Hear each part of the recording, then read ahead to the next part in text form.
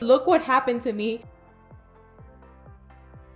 You know, I'm not a mechanic or professional. Hi everyone, welcome back to the channel. The day that we have all been waiting for is finally here. So I'll be disassembling my GT350 engine. So that means that today we'll finally get down to the root issue to see exactly what was the cause of this problem and also to see exactly what happened to cylinder 8. So I'm really hoping that whatever is wrong with this is just things that can easily be replaced and there's nothing wrong with the block. Let's not get ahead of ourselves. Let's just start disassembling this and then see exactly what's going wrong. So let me show you the first thing that I'll be doing. Before I start going over all of the parts that I'll be removing first from the engine, I did want to show you my workspace. So this is it right here. Now I did end up getting those tables that I had spoken to you previously in part 2 of this engine rebuild video. So now these rags, I laid them here on top of the tables just because this will easily absorb any oil, any fluids from these parts that I'll be laying here. And since they are bright pink, then I don't think I'll be losing any bolts that I place here because I can easily spot them. I also have all of these parts here underneath that I've removed so far. So they are on the floor, but they are also on top of these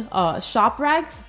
So those are right there. And then here where I have the engine, I have it on the engine stand. And I also purchased this mat. So this mat is also to absorb any oil, any fluids that might fall from me just disassembling the engine. So I do like that there because that way I won't have a mess on the floor that I'll have to clean up with shop towels. So I also have these wooden planks that I did mention. I don't know, I'm not sure in which video, but just because, I don't know, it just gives me more peace of mind because since this engine stand doesn't support this side of the engine, then I was a little unsure about that. So I do have these planks right underneath the oil pan, and I mean that just makes me feel a lot better. So that's how I have that set up. Now I moved everything here on this side of the garage because I have easy access to these toolboxes, to my tool chest, so I can just walk here and then just get my tools. I don't really have to be walking back and forth. Now let's go over what I'll be removing first. So let's start off with these header studs. Then I'll be removing these brackets for the engine mount. So there's one on this side and another one here. Then I need to remove the oil dipstick. There's also this plastic piece that it unscrews from there. Then we can move on to removing the coils, spark plugs, valve cover.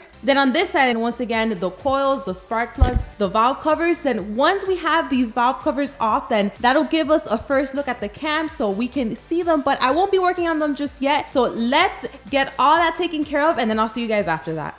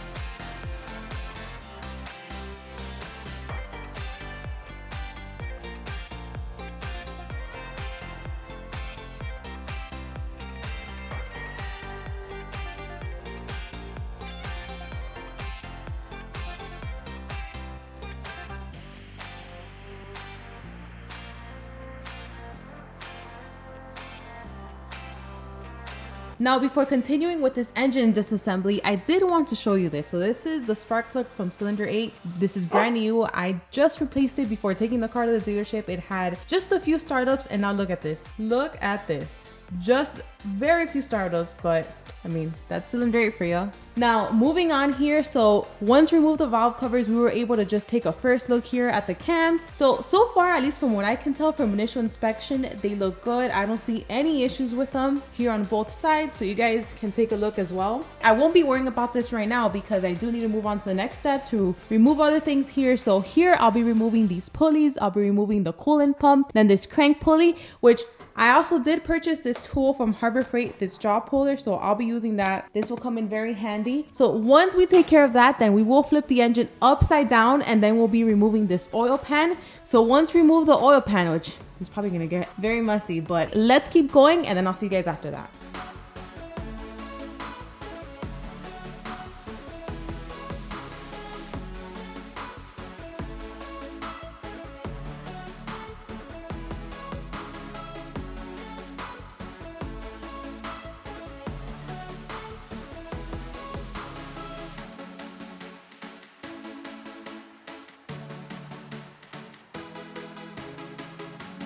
Well guys, this jaw puller is turning out to be a complete fail because it's just not getting the job done. And I'm not sure if you guys saw, I did stack 2 long extensions and I was just working on trying to remove this crank pulley as far away as I could from this because, I don't know, I'm just being a little bit cautious because I know it's not the same, but this kind of reminds me of when I'm compressing springs because I don't know, these hooks right here, doesn't seem like I can really trust them. I just feel like they're just gonna pop out in my face. So that's why I'm just working a little bit far with my distance and then just taking a little bit of caution, but I mean, it's just not working. So I went back and I took a look at another video. I ended up finding this guy that he's actually moving the crank pulley from a Coyote engine and he's using a different jaw puller. So when I looked online and it turns out that that jaw puller is from AutoZone. The only problem is that AutoZone is closed right now. So there's no way of me getting it today. So unfortunately, I won't be pulling the crank pulley. So let's move on to something else. So in the meantime, I think I'll just start off by removing this oil filter housing. Now this is going to get pretty messy. Hopefully everything just falls here between this mat. Once we remove this, then we can just flip the engine upside down and then we can remove this oil pan. So let's get back to work.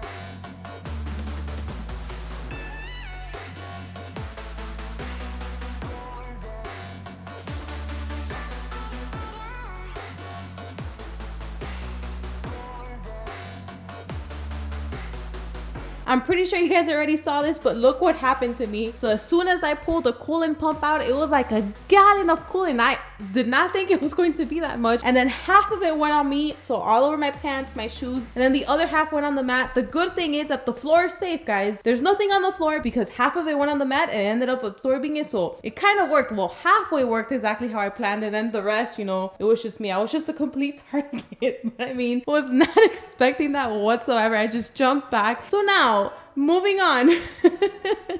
So this time we can finally then just flip the engine and then that way we can remove the oil pan. So I'm expecting more of a mess. I'm expecting more things to leak, like all the oil here on the heads.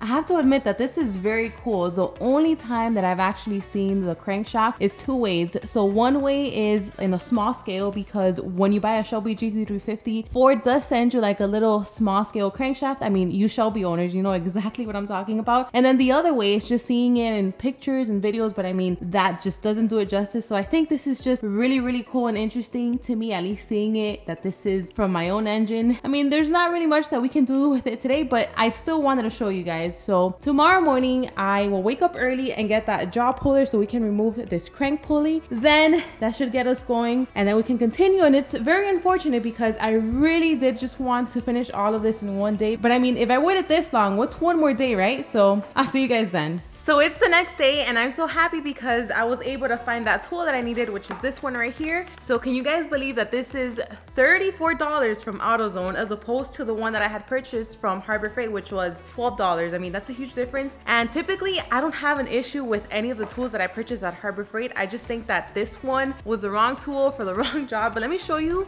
the differences between these two because there's a vast difference. So you can see that they're completely different. This one is a lot larger than the one that I just purchased right now from AutoZone. So hopefully this works. I'm really confident that this one is the one that's going to get that crank pulley out. So let's get back to that. First, I need to remove these from the engine, then flip it back to 12 o'clock, and then we can remove this crank pulley.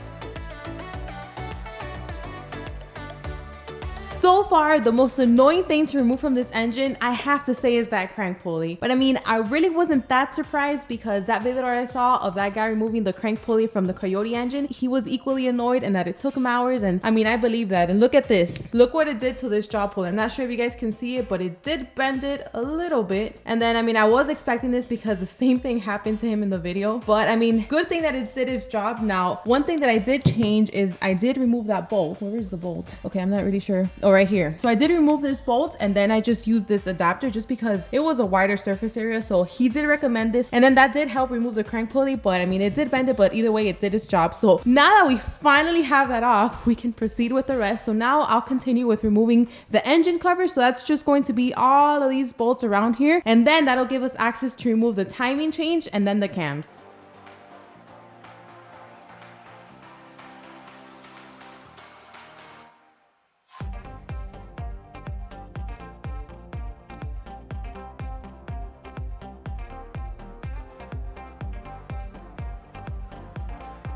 The next step is to remove these timing chains. So first off, I'm going to start off on the passenger side because not only does the service manual say that, but I mean, it's the first one, so logically. So there's a very specific way that you have to do this. So if we come here to the crankshaft, this little groove right there, so I need to rotate that to be at 930. And then if we come here to the cam phaser, if you guys see that little, you probably see it right there. So that little timing mark, so that needs to be pointed at 930 as well. So once these two are pointed to 930, then I know I'm doing it right. And then that way I can just proceed to remove the timing chain. Now I'll have to start off by removing the tensioner and then the guide. So once I'm done with this side, I'll move on to the driver's side and it's pretty much the same procedure. Now the only thing is that I need to move this groove to 1230 and then this little timing mark here needs to be to 1230 as well. So once those are both at 1230, then I know I'm doing it correctly and then I can proceed to remove the timing chain. So I start off by removing the tensioner and then the two guides. That's the specific way in order to remove the timing chains. And the reason that it's done this way is to avoid any pressure being placed to the valve springs, therefore the valves are closed. Also, it's safer to remove the bearing caps since there's no pressure, then it's not just going to pop out of your face, amongst other reasons like avoiding piston and valve contact. So now with that being said, let's move on to removing the timing chains.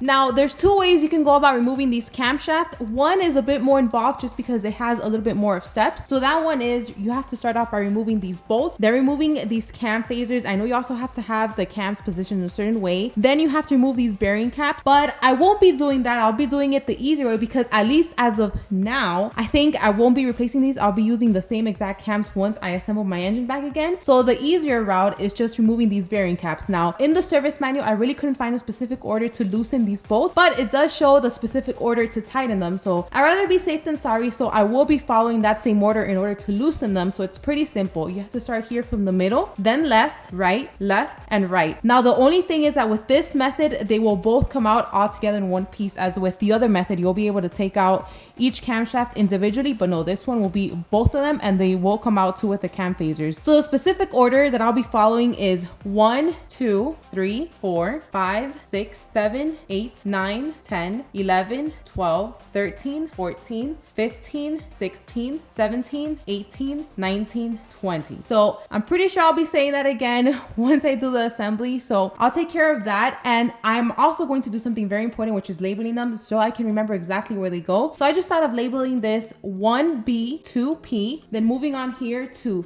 3D, 4D. So the P stands for passenger side and then the D stands for driver side. So let's go ahead and take care of that.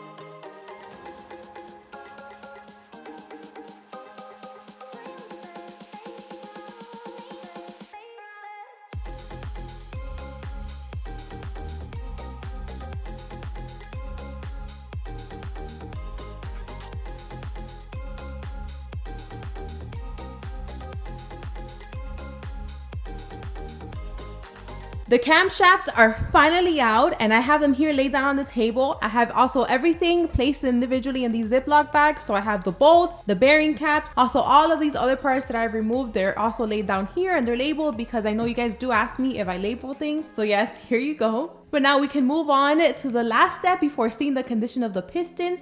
So that's just removing the heads and we get to finally see how the pistons look. So I'm very excited for that, but also very nervous. So we need to remove this engine lift adapter and then the heads. So in order to remove them, we have to take out these bolts, but it's pretty much the same thing with the bearing caps. Whereas in the service manual, I really couldn't find a particular order to loosen them, but I did find an order to tighten them. So I will be removing them in that same order, you know, just to be safe. So since we are on the driver's side, it starts middle, right, left, right, left. That's 1, 2, 3, 4, 5, 6, 7, 8, 9, 10. I'm pretty sure I already know that this cylinder head is really messed up. I don't think I'm ready to see that first, so I think I'll just start off in the passenger side, remove the head there, and then move on to this. So once I have these heads removed, then I'll show you guys how these pistons look. So it's a moment of truth, guys.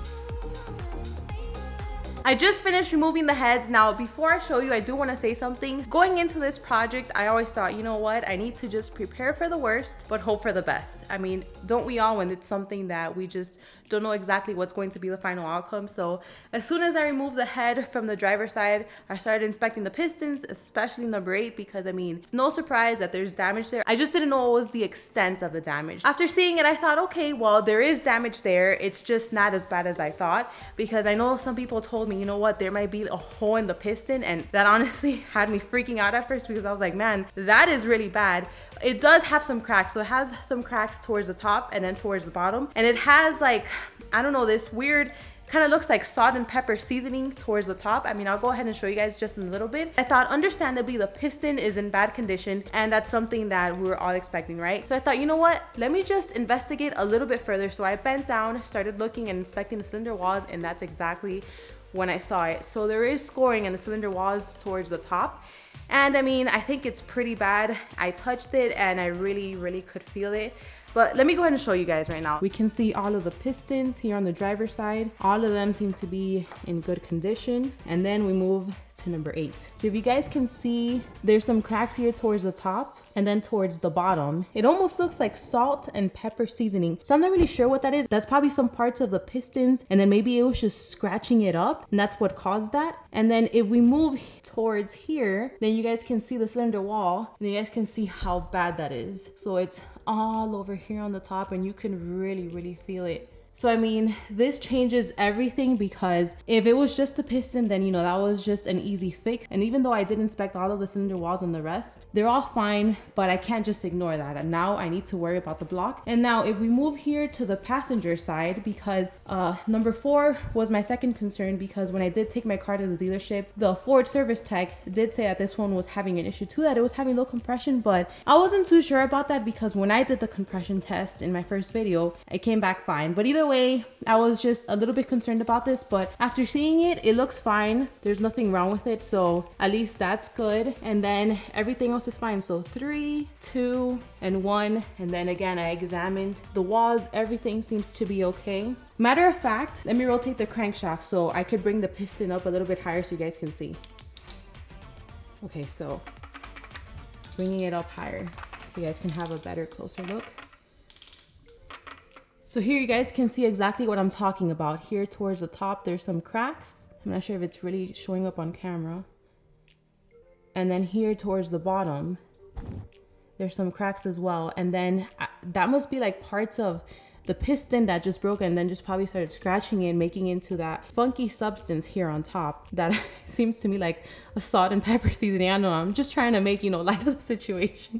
So that is an up close to piston on cylinder 8. Now with that being said, I think that I'm going to just call it a day today, and this is going to be the end of the video, because first, I'm not even sure if you guys saw me struggling with those head bolts. They were just such a pain. They took all of my strength. And I mean, I looked on the service manual, they said that they were torqued to like 20 something foot-pounds, but I'm thinking with all the heat, that's why it was so annoying. So that really did exhaust me and then just took the entire energy out of me. Now, after seeing that, I'm like, you know what? I think that I'm done for the day. I need some time to reflect and then just really think about this and see what are going to be my next steps. So I think in my next video, what I'll do is just disassemble the entire rotating assembly. So we'll get a closer look at everything. I'll remove the pistons, remove the crankshaft, and then just see if there's anything wrong, if there's any more damage, which I'm also curious to see. But I think for today, I've seen enough. So I think I'm just done for the day. I know one thing. I knew that there was going to be a problem. I just didn't know the extent of it, but I'm not giving up. I'll be fixing this. I mean, you know, it's just material things. Anything can be fixed, and my car will be running and I will be back at the track. So I do see the light of the tunnel. It's just taking some time to get there, but we'll be back, guys. But either way, I hope you guys enjoyed this video. And also, if you guys know, if you think you know or have any guesses on what you think might have caused that, then please let me know in the comments down below. I mean, I'd love to hear other opinions because, you know, I'm not a mechanic or professional. But I hope you guys enjoyed this video. Thank you so much for watching, and I'll see you in the next one.